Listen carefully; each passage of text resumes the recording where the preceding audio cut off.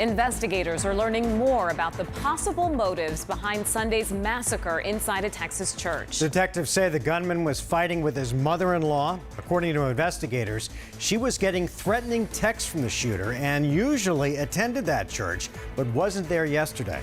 Police say Devin Kelly shot and killed 26 people, many of them children, the youngest just 18 months old. We now know he received a bad conduct discharge from the Air Force in 2014 and a court-martial in 2012 for assaulting his wife and child. The latest information that we're getting from the military did not submit Kelly's criminal history to the FBI as required by Pentagon rules. And tonight, the gun debate is raging across the country. We're verifying Arizona's gun laws. What exactly is checked when someone tries to buy a firearm? Team 12's Charlie Edsity spoke with the local gun owner and joins us with the details. Charlie? Byron Vaughn is the general manager at Mo Money Pawn, where they currently have more than 3,000 firearms for sale. And he says every single buyer must pass a background check before any weapon is handed over.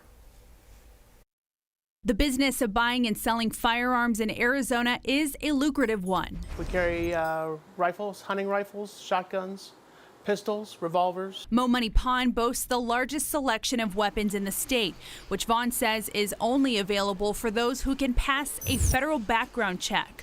I turn away probably just as close to as many sales as I make.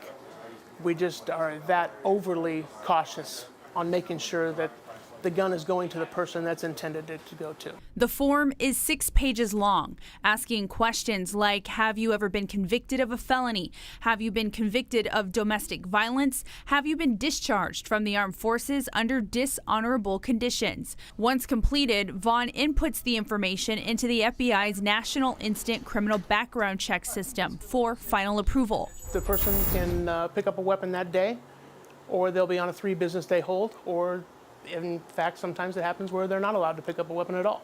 Vaughn and his staff say they're vigilant in making sure all weapons sold are going to an approved buyer. But in Arizona, purchasing person to person is completely legal, and we verified that does not require a background check, which could open up the possibility that the weapon may not end up in good hands. Not a big fan of person to person sales either.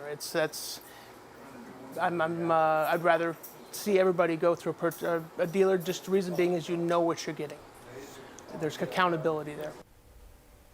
And Vaughn says his shop will perform background checks for those wishing to sell their gun directly to someone else. And he also says he believes Arizona's gun laws that some criticize as way too loose, well, he believes the current laws are as close to what the founding fathers intended when writing the Second Amendment. Charlie Edsity, 12 News.